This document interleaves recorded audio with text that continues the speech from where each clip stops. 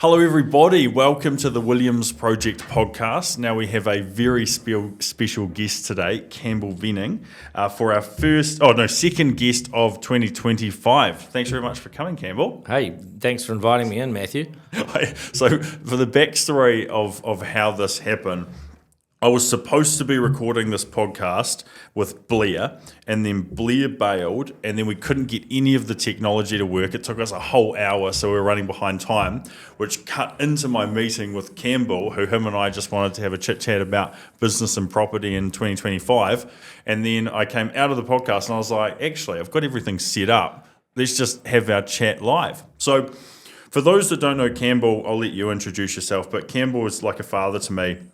And he's a very experienced professional investor, real estate company owner, developer in the New Zealand property space. And he was sort of a key part of making the Williams Corporation that you know today. So we sort of came through our journey and we became reasonable builders. And then as we were learning the sales phase, Campbell came in really, really early on. And I did my first ever seminars with Campbell and then my first ever New Zealand circuit. And we had an absolute ball. So do you want to start by maybe just telling people who you are? Yeah, but I've got to finish off that story because it was just too good. I initially met Matthew and Blair through a bulk purchase in one of your first or second subdivisions. It might have been 6 units or 8. And I bought 3 or 4 off you with It was that Madras Street one. Yeah. Yeah. And once we bought those, we then flipped them. In hindsight, shouldn't have, but we kept them. And then everything you promised, you delivered. And the seminar side of things, you invited me to be your guest speaker on a seminar tour, which was a hell of a lot of fun. And that's when I really thought, man, this young man and his business partner are doing some pretty cool things. I remember you were late to our first ever seminar. Do you remember that? I'm late to everything. And this meeting was the first time I've probably been on time this year. No, I've got to cut you off and be rude for 1 minute. So I'm young, and I fly to Wellington. I've hardly ever been to Wellington, and Campbell's booked this seminar that I'm speaking at, and we had a very simple essentially seminar. And so Campbell was the property professional, so he would discuss the market, why it was the right time to buy in the cycle, the key things you want to look for in a purchase. I stand up on stage as the builder and I'm like, this is the project that I'm building, here are the building elements and why I've chosen it. We used to be really detailed on materials we used, etc. And then Campbell would say, I've purchased a lot of these. It's working really well for me. This is something you should buy. And it was a great presentation. But anyway, we're doing our first presentation. I have the whole room full of people. And you're like, yeah, Matthew, I'm just leaving Marsden or wherever you were. And I was like, oh my God. And you're like, no, it's fine. Relax. I was really uptight. You're like, just get them some wine, bring the food out. We'll be there soon and we'll get started when I get there.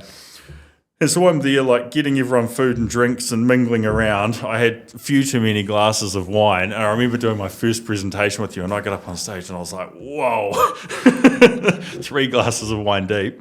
Well, on that same point, I think the best seminar that you and I did was when the Minister of the Opposition was checking into the ridges in Christchurch. And we were doing a seminar for investors. I think that's first-time buyers. You went up to the Minister of the Opposition and asked him if he would introduce invite the room to a first home buyer seminar, which ironically about 30% of the people in the room were. But I was like, that young man's got the gall to go and ask the Minister of Finance that's just turned up from the airport to open a seminar. And he did. He came upstairs and he opened it. That was Andrew Little? It was Andrew Little. This was before Andrew Little stepped down and Jacinda stepped up. So he was... Yeah, that's right. He became Prime Minister. He would have been. If Jacinda hadn't come in, he was probably the most likely Prime Minister in New Zealand. But wasn't he for a few weeks? Yeah, I'm sure he was acting. There was something like that. And anyway, he was checking into the hotel and I went up and I said, hey, my name is Matthew Horncastle. I've got some first-time buyers upstairs. Do you mind coming up and saying hi to them? I'm happy to let you discuss your party and your policies, but it would be nice if you talk to them about the importance of home ownership and how that makes our country better. So we have essentially the leader of the opposition come into this first-time buyers seminar. Which were anti-investors at the time. Which, the Labour they were Party quite were. anti-investors, Yep. And I think he thought I was my father because we were probably 2 years into business, and he's these guys have been around for a long time. They do a good job. I think he thought I was Horncastle Holmes, but I'm like, yeah, we'll take it. We won't correct him. Yeah. But credit where credit's due. If you ever listen to this, Andrew Little, you're a legend. He was, and he opened the seminar, and he just got off a plane and all the rest of it. But no, coming back to your original question, this is my 5th property cycle, and property is cyclical. It is literally Groundhog Day. The only difference is you don't know if it's going to be the GFC or the .com crash or a liquidity crisis or a cost of living crisis or COVID. There's just so many things that can happen. But we all learn from these different events, and we pivot and we chop and change. But the underlying product doesn't change. We were so short before that Labor government of new housing; it was out of control. We were 50. The government reckoned they were 50,000 short, but it was actually more like 250,000 short. So oversupply, undersupply, construction changing methodology after the Christchurch earthquakes. We've seen so much in this space. And the other thing is, my generation in the 50s, 50-year-old and 60-year-olds are finally actually working out that houses are too big for them when they're not, with no kids at home. So I see a massive transition to medium and low and high density housing over the next few years, with the baby boomers scaling back, pulling back on size, and also cashing in some capital so they can live off in retirement, because not many people have a plan, an investment plan. So let's just hit your key points that make you, because obviously you've come through the real estate industry, you've come through the development industry, sort of like your CV and some points so the audience understands you. Yeah, well, my primary skill set is educating people that an investment property is not a home. It's an annuity or it's an income producing asset. And it's not an emotional product. It is literally an annuity, no different to stocks, bonds, and shares. However, because it's bricks and mortar, people identify it as a safe asset, which it is. It's the safest asset class when it comes to commercial property, industrial property, any other kind of real estate development projects. Trading is much riskier than buying a lock and leave long-term rental. Yeah. So that is something I've been doing now for 22 years. I have been helping people into investment property, and the term investment property is just a name. It's actually a house that somebody's now populating with a tenant versus an owner-occupier. And I don't know if you remember in that seminar, we coined a phrase, first home investor. Because, I remember that. I still use that to this day. Yeah, so do I, because it's a good way to articulate to first home buyers that this shouldn't be your first home. This should be your first home that you turn into your first investment. And as soon as you sow that seed, that people are living in a product they're not going to end up holding for too long, the worst thing they could do is sell it. They need to turn it into their first rental, and then all of a sudden they've got rental income. Because one of the things that I got taught very early was that investment lending is all about the bank and your income and your equity. But more importantly, at the start of your investment career, it's your income. And when you buy your first home and turn it into a rental, the banks actually now are more interested in you because you've got a passive income in a property that they're not living in. And the thing with the banks, they actually scale rent far stronger than they scale personal income. So when you, because one thing I've noticed that's different about you, and just sort of taking you on a different tangent, because there's always been a lot of people in our space, but one thing I always found interesting about you always bought the product. You know what I mean? Like, I've had heaps of real estate institutions come and go, but you were sort of a customer first, and most of especially the bigger deals you've done, like, you came to us as a customer. Yeah, and then X months later you came back and you're like, no, I really like what you've done. I want to present this to my audience. Where normally people are there essentially as a seller. So that's quite different. No, you're right. I've always bought off most of my vendor developers, sales builders. Because if you don't believe in the product, how can you sell it?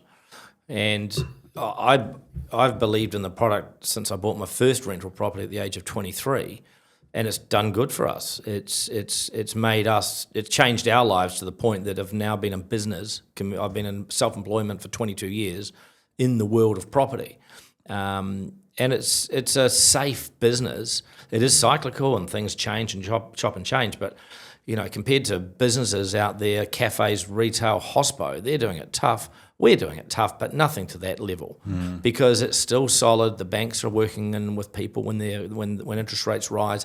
So, it's a lot, I think, easier to navigate the investment space, the property investment space, or the home buying space if it's your first home, than it was 20 years ago. And you're one of a huge percentage of Kiwis that's moved from somewhere to Christchurch. You just made the move. It was probably 4 years ago now. Yeah, 6 now. No, 6 years ago we moved back. God, it feels like just yesterday when you were selling your place. Wow, shit, I'm getting old. Wow. Well, we lived in we've actually lived in the North Island longer than the South, and I've always had a national business. But one of the things that we developed very quickly was that Aucklanders and Wellingtonians should buy in Christchurch. The old adage that Wanaka is a suburb of Christchurch and Dunedin, and Queenstown's a suburb of Auckland is true. Those people like product, and with your product, I've sold a lot of investment property to your investment property to North Islanders. Yeah. Because they look at the rents, they look at the prices, and they think that's just so cheap. Why is it so cheap? I agree, and it is cheap. It is cheap. It's still too cheap. Christchurch is still cheap, and it will have its day. But that's what happens after a massive event like the 2011 earthquakes. Well, we got the chance to rebuild a city and implement the lessons that you wouldn't be able to implement if you had followed the normal growth curve of the Absolutely. city. We got, the fact we have our stadium in the city centre is so cool. Just that one asset alone, I think, is completely and utterly undervalued. When that finishes, it'll change the city forever, because every week you're going to have 25 to 35,000 people in the city doing something. And your point's valid. That stadium is the last of 17 infrastructure projects. The swimming pool will probably be the last one, but it's the stadium. The stadium was supposed to be the last one, but it's probably going to finish prior. However, of 17 infrastructure projects that went out to 600,000 residents across Canterbury, they all had their say and their vote of what Christchurch is going to look like. This is over 10 years ago. We're now seeing it, and just the walkway to the stadium is gold plated. It's so beautiful. We live in the most unbelievable, and you coined the phrase of livable city, but it's gone from a livable city to an international city. Yep. We are now, we've got more international airlines flying out of Christchurch than we've ever had.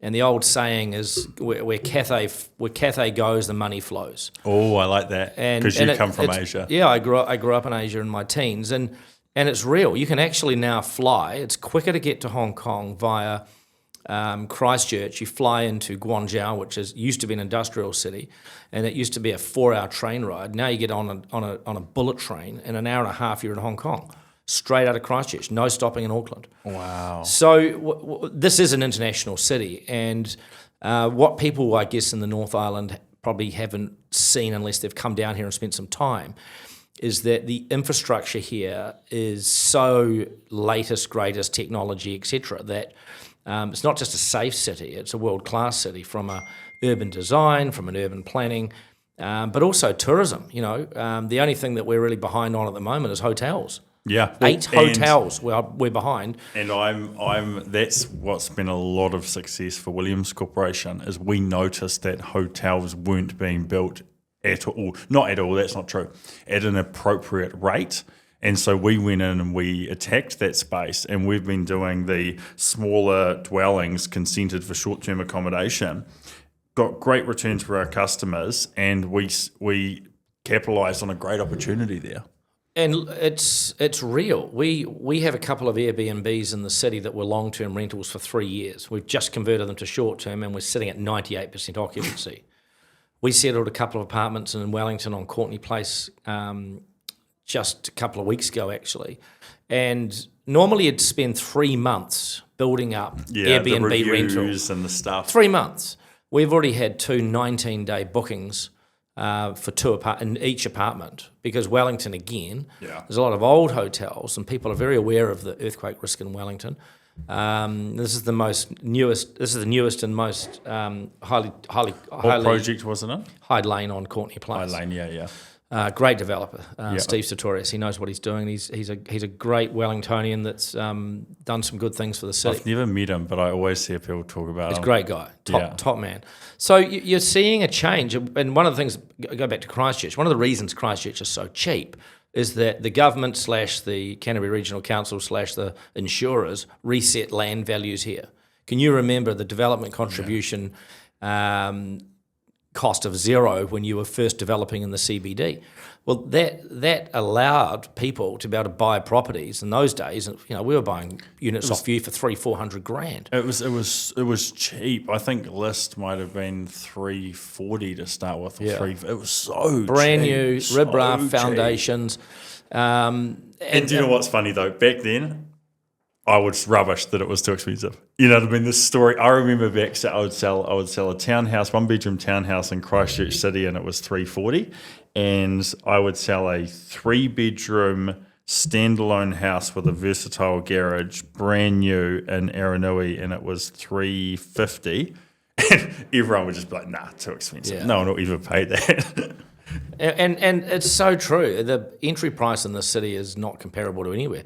I mean, it's actually more expensive in Dunedin than Christchurch, which is insane. Which is absurd. It doesn't make sense. So the Wellington one's interesting because I believe in the most recent data, Wellington's population is actually declining, but rents are still increasing. And I think what's happening, which I know I squinted my eyes like that as well, it makes no sense. I think it's because when you build, like what we build, a new product, the current housing stock is of such low quality, people will just pay whatever. yeah. I also think Wellington is relatively geographically unique.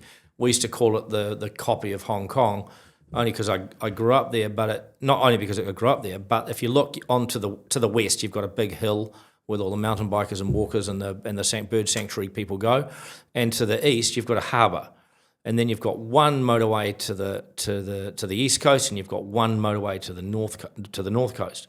So Wellington, the rents are so high because people put a huge premium on being in the CBD, because otherwise they've got an hour, 2-hour commute if you're going from the Wairarapa or Kapiti coast. So Wellington rents will always be high, partly because of that geographical restriction, but also you've got it's still the highest per capita incomes in New Zealand. Yeah. So people go to Wellington to work, and it's a phenomenally amazing city for young people. It's so fun. Young people should all go to Wellington to do their first or second job, because it is so much fun, and yet they put up with the weather because it's such an eclectic, fantastic city. So we were there last week, and I miss it. I love it. It's so underrated how fun outside of work is in Wellington. Great bars, great time. I've had some amazing times in Wellington. Yeah, no, it's a cool city. All my kids were born there, and our eldest, who's nearly 23, he will be more than likely going. He's doing his masters in property at the moment, and he'll end up with a job in Wellington somewhere. So I think the country, apart from the lack of infrastructure spend that we don't have to go faster, is the only thing that holds it back. And we defy the odds here in Christchurch. You group home builders like you guys are just killing it. You're building houses in 9 months. You're just getting on and making it happen. And what a lot of investors are going to benefit from is once the CBD, once the 4 abs are full with property, there's only one thing that's going to happen to those properties, and they're going up in value. Yeah, and I can count the sites you can buy. Like I've run because this is my business, this is my life, this is my livelihood. I've worked out every single site you can buy and develop, and it is a finite number, and it's a consuming number, because the second you do major redevelopment to get land, the price goes through the roof. This is a finite resource that ends. This is so true. People don't understand that, and the most common thing that I get told by property investors or wannabe property investors, I should have bought that. I wish I'd bought more.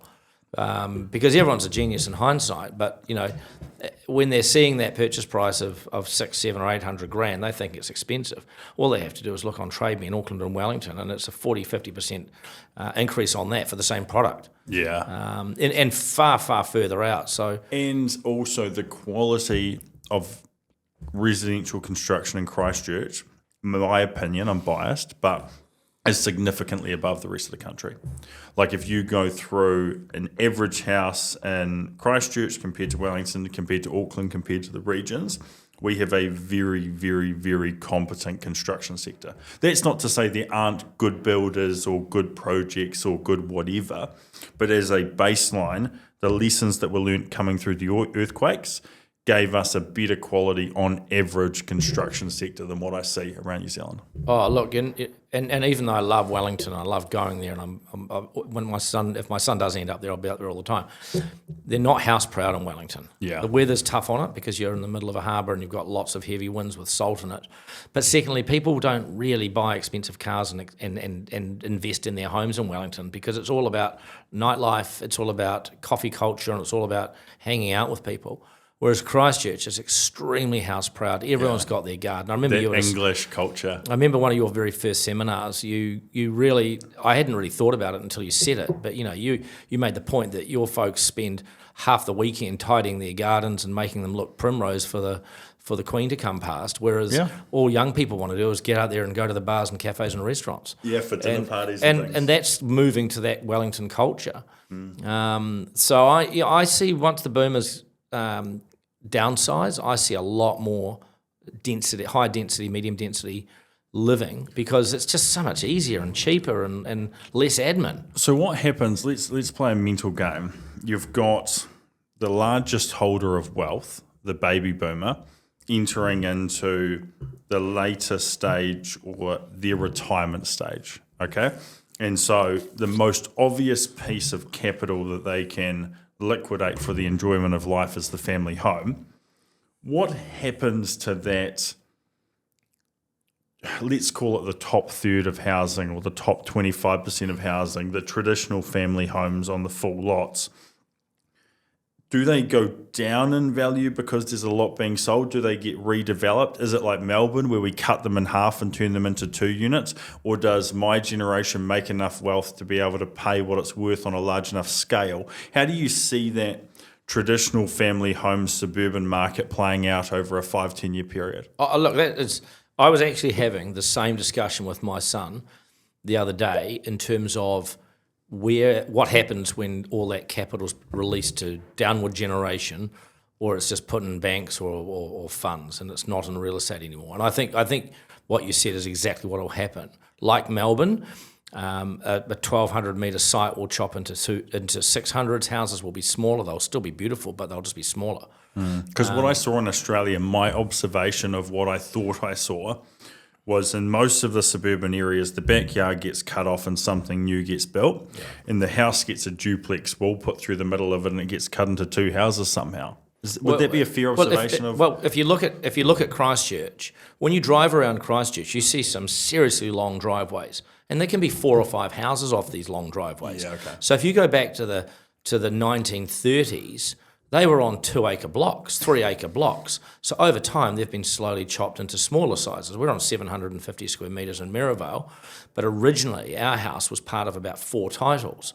So I think that's just natural intensification, gentrification with higher density land plots. So you think the house will hold its value because it can be carved up? Yeah, I think it's a good question. You get the point I'm trying to make. I do. Is there a collapse? Is there a potential? So, because for me, I look at a central city dwelling, right?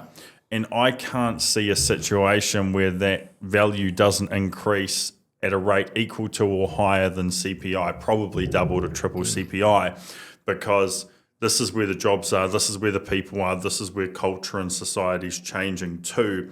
I'm super comfortable to throw a huge amount of my wealth into that asset because I see it going up in value.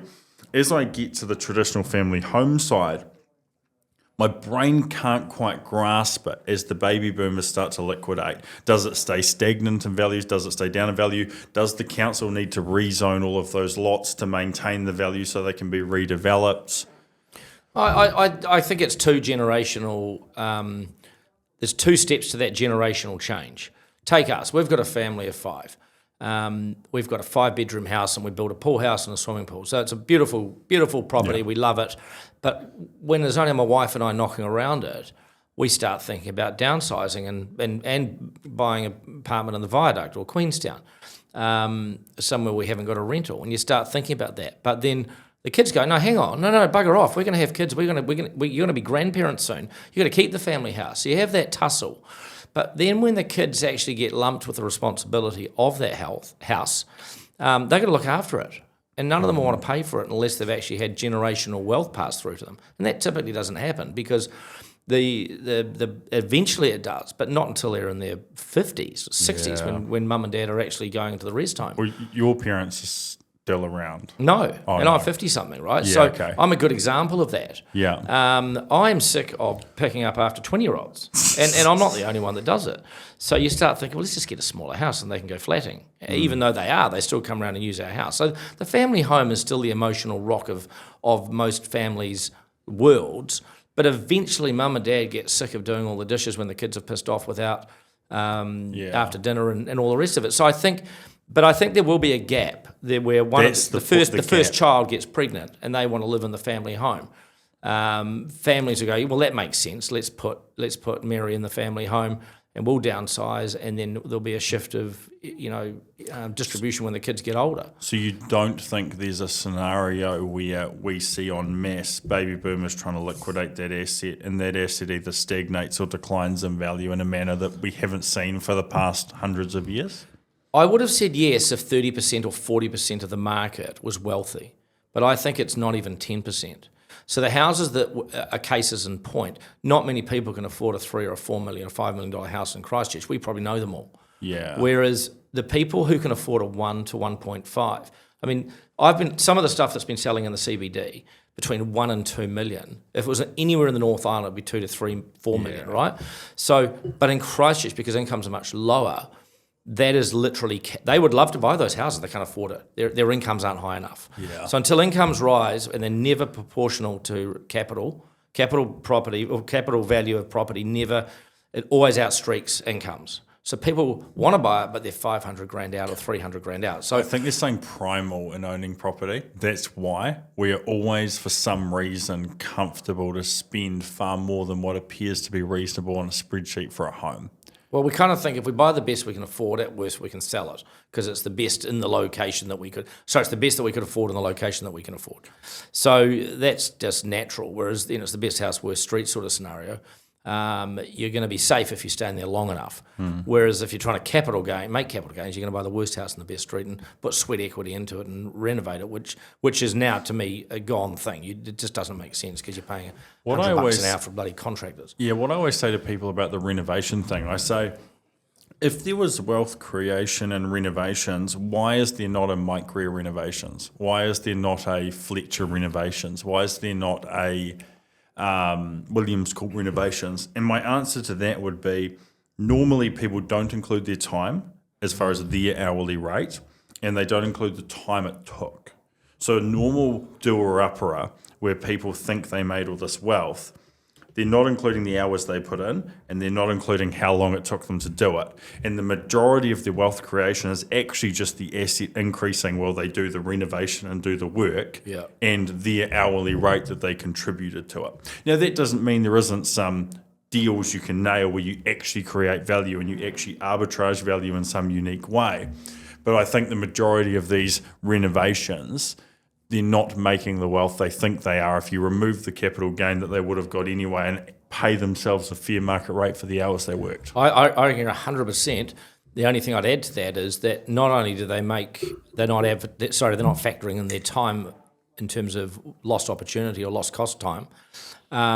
I've met so many seasoned renovators in the last 10 years that have actually lost money because of unforeseen costs, compliance to get it up on foundations or whatever it may be, and just general inflation and in contractor cost. Oh, it's horrible at the moment. I mean, when we spent 10 years renovating old houses in Wellington, and we were paying $30-40 an hour for a subby of any type. A good tradesman. There was no sign-offs with council apart from if it was a 3-flat property, Warren of Fitness, which was a 30-minute sign-off, because the compliance regulations in those days were so little. Whereas now, the over-compliance of keeping a house compliant is huge. Plus rates go up. So, yeah, it is. I don't know if there's going to be this massive oversupply of beautiful houses. Logically, that makes sense what you're saying. But I think generational wealth is typically held together. I know so many people who are living in mum and dad's old house, and mum and dad have gone to live in one of your houses or an apartment somewhere else or a townhouse somewhere else. So I think generational wealth isn't one period of age. You know, you look at me, we're not, I mean, apart from looking after a large house, it is our home and our castle. I think about it, but you know, at the end of the day, it's still the rock for the family. Yeah, and that's where Christmas happens. But also when, you know, it's an asset that's only going one way. So if you're going to leave inheritance, do you leave them cash and they'll spend it or burn it? I or do you leave them like the locking it up in property. I really like that. It's safe, right? Yeah, and it stops poor behaviour. Like I have customers come in all the time, and cash, they just eat it. I had a lady the other day. She sold the family home. She was an older lady. Sold the family home. She had $440 cash. By the time she got to me, she had $280 cash. Wow. And it was all just lost and bullshit along the way. It was a cruise. It was a cruise here. It was the kids there. It was this there. It was that there. And I found a way to put her into something, lock up the capital, and get her an income. But only just. And it was a miracle that I had the right property and the right structure that I could do. And it was a miracle that I was there, because none of my staff would have had permission to do the deal, because it was a sucky deal for me. But like, I just looked at cash is dangerous. Sorry, my point is cash is dangerous. You're so true. A house at least, and she has the house, when you get the rental income, spend it. Go nuts. Yeah. Give it to charity, set it on fire, I don't care. Yeah. But then at least every week you get another check. No, you're sadly, New Zealand's very financially illiterate.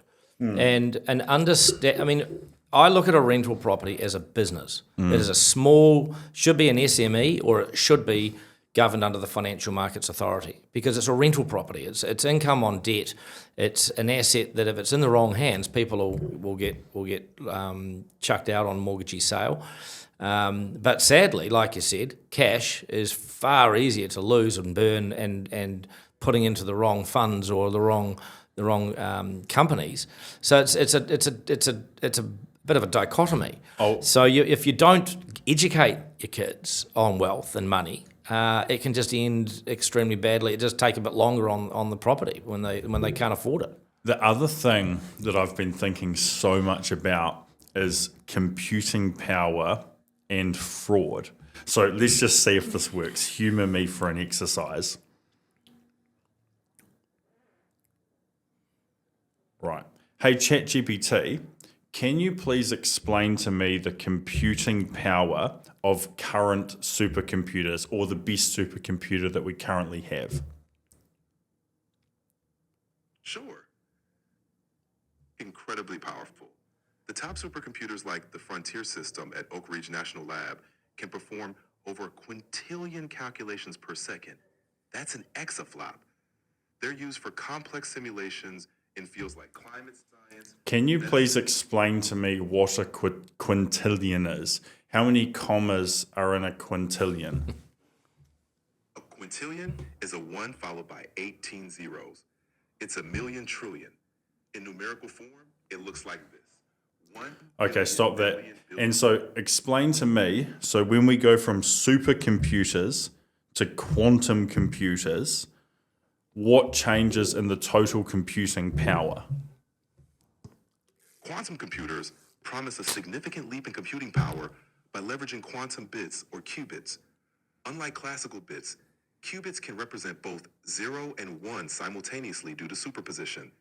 This allows quantum computers to solve certain complex problems much faster than classical supercomputers, particularly in areas like cryptography, optimization, and complex So simulations. explain roughly, as we move from supercomputers to quantum computers, what will be the increase of computing power? The increase in computing power with quantum computers can be enormous for certain problems. While it's hard to quantify precisely, some tasks could see exponential speedups, potentially solving in seconds what would take classical supercomputers millennia. However, this advantage depends on the problem. So just absorb that for a minute, right? So current supercomputers, so the current technology is a quintillion, which is an unfathomable number, but quantum computers can solve something that would have taken a millennia in seconds. The reason I bring this up is scams and theft and fraud. How can banking systems protect against cyber attacks? The point I'm trying to get to is this computing is so large and so powerful. How can your crypto wallet, how can your banking system, how can your share account protect you from theft? We're at least a house, right? You've got a government. Yeah. You've got a printed title that you have at your lawyer's office. Yeah. If someone found a way to steal There's the a land house, registry as well. yes, you can just go back to the government and say that was fraud. Here's my printed title. That's my house. Where if someone takes the 10 million or 5 million or 1 million or 1,000 in your bank account, it's gone. Done, dusted. If someone logs into your share portfolio and takes it, it's gone. If someone logs into your Bitcoin portfolio, your crypto wallet, and all the crypto people are going to be fuming right now saying, it's impossible, blah, blah, blah. I don't think it is. No, Those numbers are absurd. Yeah. Does that not terrify you? Yeah, and it's going back to the basics with land deeds that you get signed by both parties. Eventually, it'll get so untrustworthy because of the digital potential for fraud is scary, and people It'll just be think, back to the lawyer's office. Yeah. It'll be back to OG. Both parties meet at the lawyer's office. Both lawyers are present, and everyone signs. With a witness. That's And it. that gets handed into the local registry. I think that's fair, and I think technology is going so rapidly faster and faster that even your generation has struggled to keep up with it because what's real, what's AI, what's fraud based, what's real. Yeah, it's terrifying. But the more it gets concerning, the more I gravitate back to property, because I think if I can make my wealth I'm interesting because the way I create wealth is creating property, but delete that. I create wealth through my life because I'm a productive member of society, and then I need to store that wealth and I need to consume that wealth. And I can't think of a better storage mechanism for wealth than picking a country in a city that I trust, right? Purchasing a property asset, putting someone in that property asset that pays me, and then spending what they pay me for my quality of life. I can't think of a better way to park wealth. No, and it's real, and a lot of people do, which is why the biggest companies in the world are still back. Look at McDonald's; it's still a real estate business far more than it is a burger business. And asset-based wealth is there. You can't just carve it up and you have a bit and I have a bit without going through some complexity and pain and suffering. So, no, I think it is a safe vehicle. And if you look at international, and we're at the bottom of the world, right? We are a blip on a tiny part of the Pacific. And I haven't really been following politics of late, but I couldn't help but laugh at Trump wanting to take over Greenland. But then I did a bit of research on Greenland and the history with America and Denmark, and I was like, actually, he's got full entitlement to Greenland. Oh, has he got a claim? No, it's a genuine reclaim, let's call it. And guess what? The Greenlanders are looking forward to it because he's going to bring all this wealth into Greenland. What was the historical, what happened? Because I know nothing about. So was it owned by America? I thought it was just another lunatic Trump action, but he's actually got a valid American claim on Greenland because they were one of the first places America was one of the first places to sort of stake a claim. But it's actually a loose kingdom. It's not owned by Denmark. It's got its own country. It's a country. It's not Denmark. So essentially, would the process be if they received a majority vote via like a referendum, they can just become the 52nd state of the... Well, it's even better than that.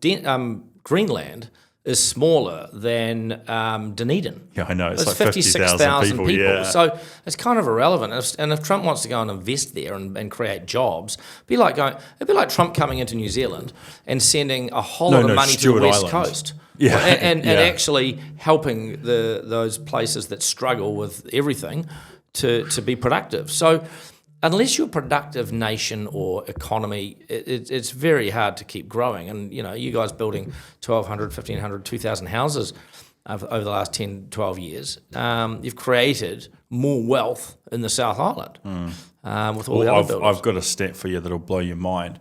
And this, for the record, you're running the podcast, this was me Googling New Zealand's GDP, then looking at my revenue and dividing the two. So this is how I came up with this calculation. But last year, for every $1,200 spent in the New Zealand economy, Williams Corporation was $1. It's pretty impressive. So we were one in every $1,200 of GDP. That's impressive. Which is wild, because I don't think of us as a big business. You're sitting here in a wee 200 square metre office with hopefully some people at work. Do we have some people at work? Yeah, look, I can see people working. We've got a couple of sales people out there. Yeah. We've got my architect going home, which is going home at 5:30. God, my mother's He still probably here. started at 5. Give him a break. He looks tired. and he's got a bike at 31 degrees. It's 31 degrees out there. It's lovely out there. Now, I'm going to finish off my comments with this one sad stat that we can't have. When I bought my first house at 23, 82% of Kiwis owned their own homes, right? It's currently sitting at about 63. And if you go to the Northern Hemisphere, and everything that happens to us has already happened in the Northern Hemisphere, it just takes 10, 20 years to get here.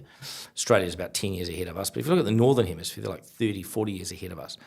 But you've got places in Europe with home ownership that's in the 20%. Yeah. And you've got mega landlords, even Hong Kong where I grew up. When I grew up, I went to a school called Hong Kong Island School in the mid-levels, which is right in the central business district on Hong Kong Island. And everybody in all of the apartments were owned by individuals. All right? I was back there last year, and pretty much every single new complex going up is owned by funds, and there ain't no sales. None of these funds are selling anything. They're renting them out, prime land in Hong Kong. So home ownership eventually will become a thing that you can't get. Well, BlackRock, I just read an article before, BlackRock has 10.5 trillion under management. And so for those that can't understand that number, global GDP, so all of the goods and services exchanged in 1 year on Earth, is about 110 trillion. So BlackRock owns the equivalent of 10% of global GDP. Yeah, wow. Just absurd numbers. It's interesting you say that, because I've always thought about how do you get the best incentives in place for a society to act. And so firstly, I believe in free market capitalism. So I believe the government should do nothing, not tell us what to do. Every individual should have the right to make their own decisions. But hypothetically, if you were going to govern a few pieces of society, having a superannuation system like what we have at KiwiSaver, but everything is invested in the New Zealand Stock Exchange. So when your superannuation is directly tied to the success of New Zealand businesses, and then as many people as possible owning property in New Zealand, that is how you get the best possible behaviour from the citizens of that country. Because now their retirement is based on the performance of the countries in their country. So they have to make intelligent business decisions. They can't slam business. They can't attack business. They see their KiwiSaver goes up when intelligent business policies are released from government. And if they own property, they care. They care about their local park. They care about their local school. They care about their local environment. And that would get better quality decisions and behaviour from society.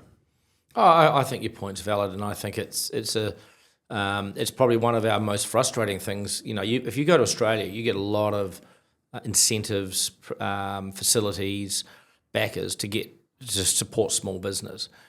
We have 250,000 SMEs in New Zealand. We've got one of the highest ratios of self-employed people in the world pro rata to population. Yet we struggle to get assistance from the government or the banks because the banks are typically Australian-based. So we're doing it hard here, and the companies that do succeed often turn into world-class companies like Rocket Labs and Xero and all the other big tech companies. Look at America's Cup. I mean, that's a New Zealand product. In terms of now, it's become a New Zealand product because we're so good at it. And that's a rich man's sport. It's like Formula One on water. But we still had this mindset of regulation here, which is so frustrating. I mean, what percentage of your builds are compliance versus actual construction? It would be 25, 30? Yeah, probably. So right off the bat, you've got 15% GST. So let's just say you've got $1 million house. Put it this way, if there was no government, I could easily build a very, very similar house for half. Yeah. But the actual compliance cost is 15% GST, probably 10% council bullshit, Well, 5% forget GST other because that's fees. a tax, but look at just the compliance. Is it that much? Is it 30% with your sign-offs and your reserve fund contribution? It'd be, I reckon, well, it depends on what you want to put in. Because the thing is, you've got to remember, you have to buy certain materials which are more expensive because other materials can't get compliance. Is that a cost of compliance? Probably is. You see what I mean? Yeah, it probably is. But just as a rough rule of thumb, half of the cost of a house is because of the government, Yeah. right? Yeah. Roughly. Yeah. Yeah. Yeah. I mean, But that's also, most scary, isn't it? Kiwis like to be governed, which is a No, horrible we thing. do. But what we're going to do, we're going to slowly, I've been making a real effort with this personally, slowly just gently tell Kiwis, you're a person. Like, your ancestors fought saber-toothed tigers. Like, you're intelligent and capable. You don't need the government to tell you what to do. You're paying for everything anyway, and you can be independent and autonomous over your own life. But you've got to just do it gradually over a long period of time, because they've been told for this huge period of time, you can't. You need the government to do this. You need the government to do that.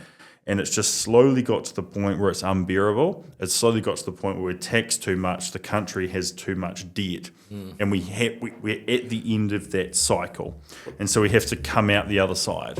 Well, apparently, when I'm in my 80s, there won't be any KiwiSaver left. Oh, sorry, There's no money. There's no superannuation. We can't afford it. No. So. But any child with a napkin that knows grade 3 mathematics could work out that we can't afford superannuation. Yeah, that's right. Like, I could work it out in 10 minutes. You just do the population, do the calculation. So we have to... The government thing's interesting because it's really, really simple. We need to reduce the quantity of government service. We need to reduce the cost of government. We need to reduce debt.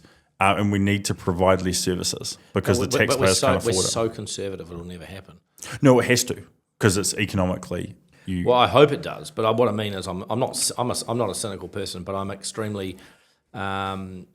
I've heard so many promises because political parties don't have 3 years isn't enough time to make change, right? So you get the next lot in and it switches between red to blue to blue to red to red to blue, but nothing really gets built or fixed in the meantime. Christchurch did because of an earthquake, but it was sadly the horrific event that actually No, and also it was the free market.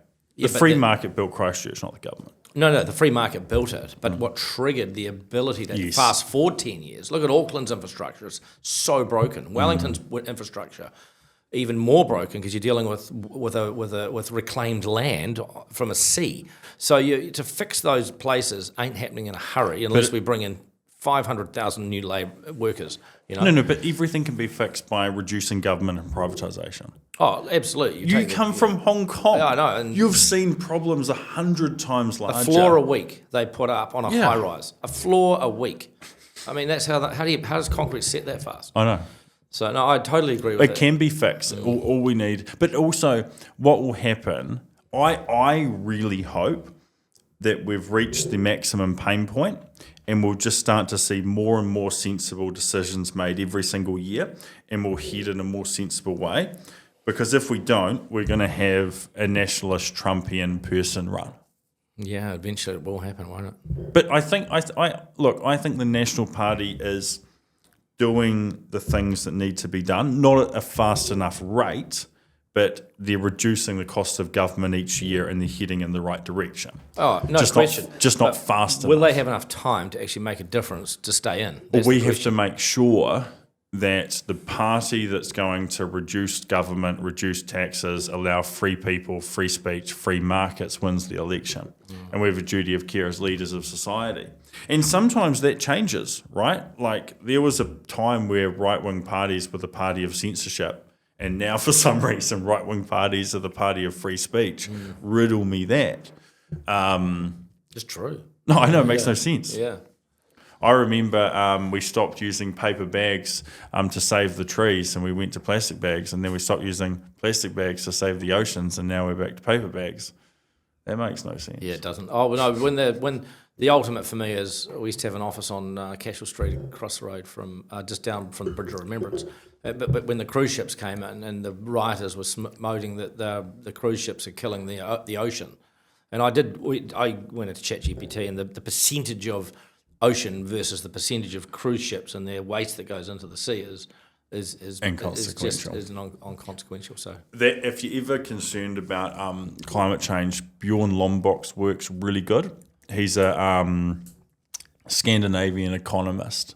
Really good books. But look, I could talk to you for 5 hours and we could do a Joe Rogan style podcast, but I think we'll call it after an hour.